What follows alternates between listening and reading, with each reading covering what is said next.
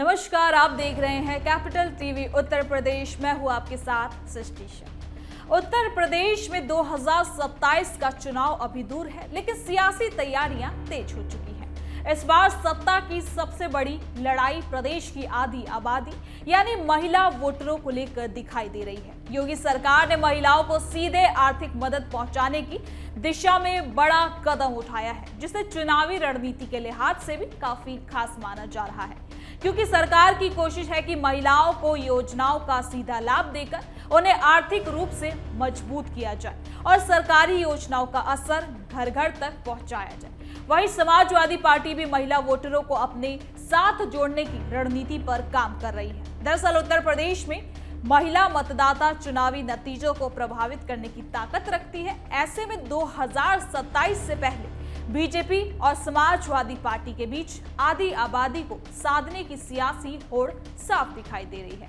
अब सवाल सिर्फ योजनाओं का नहीं, बल्कि इस बात का है कि महिलाओं का भरोसा किस दल के पक्ष में जाता है और 2027 की सत्ता की चाबी किसके हाथ लगती है। तो आइए जानते हैं विस्तार से।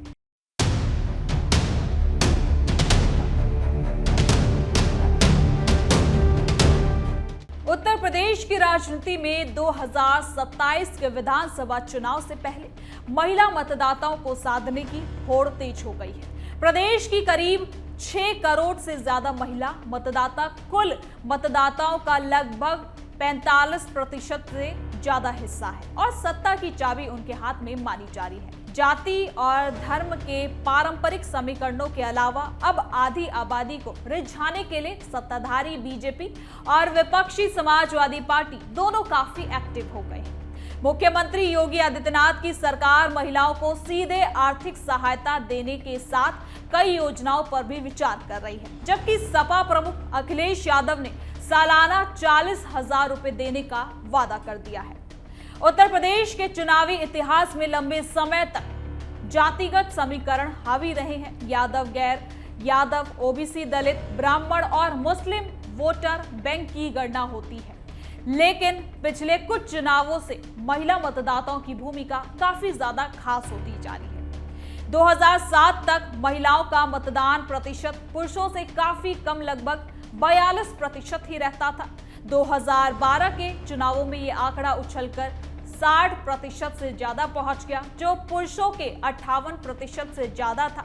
अब 2017 और 2022 के चुनाव में भी महिलाओं ने पुरुषों के मुकाबले औसतन 3 से 4% ज्यादा मतदान किया। 2024 के लोकसभा चुनाव में 57.22% महिला मतदाताओं ने वोट डाला, जबकि पुरुषों का आंकड़ा 56 से ज्यादा प्रतिशत रहा। तो वहीं मध्य प्रदेश की अगर बात की जाए तो लाडली बहना और महाराष्ट्र की लाडली बहन जैसी योजनाओं की सफलता ने राजनीतिक दलों को यह संदेश दे दिया था कि महिला का जो समर्थन है वो जीत की गारंटी बना देता है। इन्हीं अनुभवों के आधार पर उत्तर प्रदेश में भी महिलाओं के खाते में सीधे पैसे पहुंचाने की चर्चा ने जोर पकड़ लिया है। जब मीडिया रिपोर्ट्स में ये बात सामने आई कि योगी सरकार महिलाओं को 50,000 रुपए देने की आर्थिक सहायता देने की योजना पर विचार कर रही है, तो अखिलेश यादव ने तुरंत इस पर अपनी प्रतिक्रिया दी और उन्होंने सोशल मीडिया पर ऐलान कर दिया कि अगर उनकी सरकार बनती है तो महिलाओं को सालाना 40,000 रुपए दिए जाएंगे और हर साल इसमें बढ़ोतरी भी की जाएगी। उन्होंने बीजेपी पर तंज भी कसा और कहा कि इसे पापों की कमाई बांटना करार दिया। अब बीजेपी उपाध्यक्ष नीरज सिंह ने अखिलेश यादव के दावों को छलावा बताया।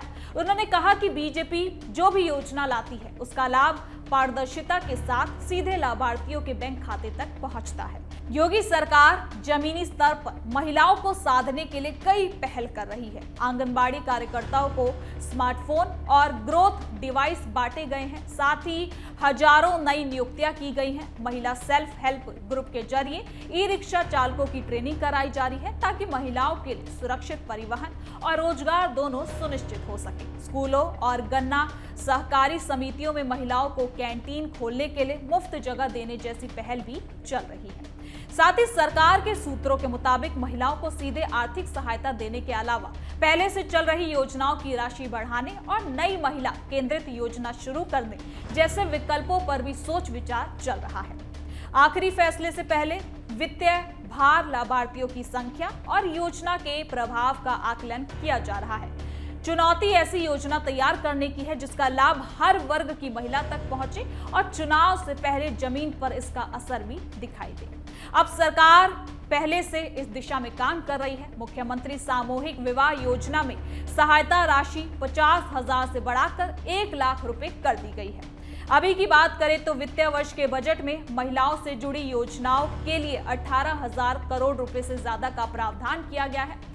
अनुपूरक बजट के जरिए वृद्धावस्था, दिव्यांग और निःशर्ती महिला पेंशन 1,500 रुपए प्रतिमाह करने की तैयारी भी है। अब 2017 में ये पेंशन 300 रुपए प्रतिमाह थी, इसलिए इसे बड़े सुधार के रूप में पेश किया जा सकता है। तो वहीं कन्या सुमंगला योजना में 3 लाख रुपए तक की वार्षिक आय सीमा वाले परिवारों की बेटियों को जन्म से लेकर उच्च शिक्षा तक 6 चरणों में अधिकतम 25,000 रुपए की सहायता दी जा सकती है। इसकी राशि और दायरा बढ़ाने पर भी विचार हो सकता है। हाल ही में मेधावी छात्रों को रानी लक्ष्मीबाई योजना के तहत फ्री स्कूटर देने की घोषणा भी की गई है और इसके वितरण की तैयारी भी काफी जोरों शोरों से चल रही है। अब उत्तर प्रदेश राज्य ग्रामीण आजीविका मिशन के तहत स्वयं सहायता समूहों से 3 करोड़ महिलाओं को जोड़ने और 1 करोड़ महिलाओं को लखपति दीदी बनाने का जो लक्ष्य है उस पर काम हो रहा है। अब प्रदेश में अभी के समय में 6 करोड़ से ज्यादा महिला मतदाता हैं। 2022 के चुनाव में बीजेपी की सरकार बनाए रखने में महिलाओं की खास भूमिका मानी जाती है। तीसरी बार जीत के लिए बीजेपी महिलाओं को खाते में सीधा पैसा देने से जुड़े योजनाओं का वादा कर रही है। सरकार ये संदेश देने की कोशिश में है कि महिलाओं को सुरक्षा, सम्मान, शिक्षा, रोजगार और आर्थिक आत्मनिर्भरता के साथ सीधे आर्थिक लाभ भी देने पर वो पीछे नहीं हटेगी। अब वहीं अगर कांग्रेस की बात करें तो कांग्रेस भी 2022 में लड़की हूं, लड़ सकती हूं का नारा देकर 40% टिकट महिलाओं को देने वाली पार्टी के रूप में याद की जाती है। 2027 में वो नए सिरे से महिला मतदाताओं के बीच अपनी पैठ बनाने की तैयारी कर रही है। हालांकि सबसे बड़ा सवाल ये है कि क्या महिला मतदाताओं को एक सिंगल वोट बैंक माना जा सकता है। जमीनी हकीकत ये है कि जाटव, मुस्लिम या गैर यादव ओबीसी महिलाओं की प्राथमिकता एक दूसरे से अलग हो सकती है। महंगाई, कानून व्यवस्था, सुरक्षा, रोजगार और स्थानीय प्रत्याशी जैसे मुद्दे भी अपना असर दिखा पाएंगे।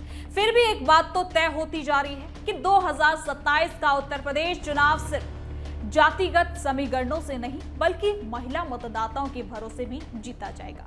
योगी सरकार की योजनाओं और अखिलेश यादव के वादों के बीच आधी आबादी अब चुनावी रणनीति का केंद्र बन चुकी है। दोनों पक्ष महिलाओं को आर्थिक रूप से सशक्त बनाने और उनके जीवन स्तर में सुधार के वादे कर रहा है।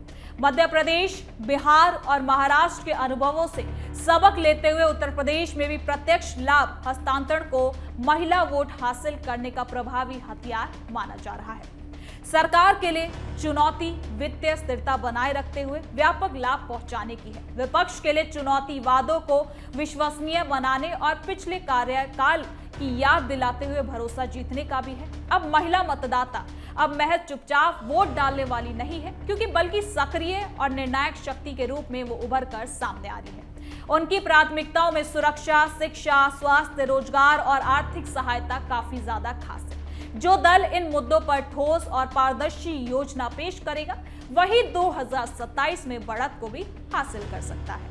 अब इस पूरे चुनाव में आधी आबादी पर सबकी नजर है। जाति, धर्म और क्षेत्रीय समीकरणों के साथ महिला वोट अब सत्ता की असली चाबी बन चुका है। योगी आदित्यनाथ और अखिलेश यादव दोनों इस चाबी को अपने पक्ष में करने के लिए कोई कसर नहीं छोड़ रहे।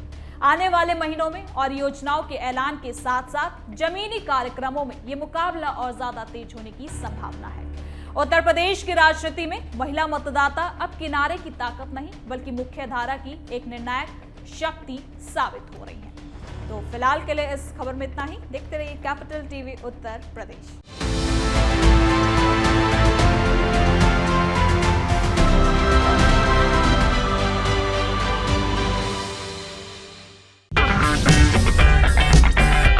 अगर आपको हमारा वीडियो पसंद आया हो तो इसे लाइक करें, हमारे चैनल को सब्सक्राइब करें और हाँ, बेल आइकन दबाना ना भूलें ताकि आप तक हमारे वीडियो की नोटिफिकेशन पहुंचती रहे। आप अपना सुझाव हमें कमेंट बॉक्स में दे सकते हैं हमारे साथ जुड़ने के लिए शुक्रिया।